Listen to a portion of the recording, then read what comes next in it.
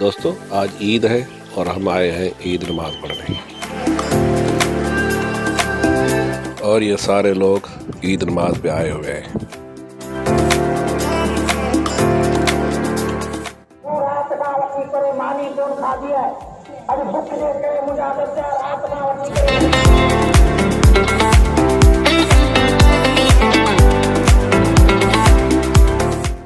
दोस्तों, ईद नमाज ख़त्म हो चुकी है और ये सारे लोग आपस में ईद मिल रहे हैं।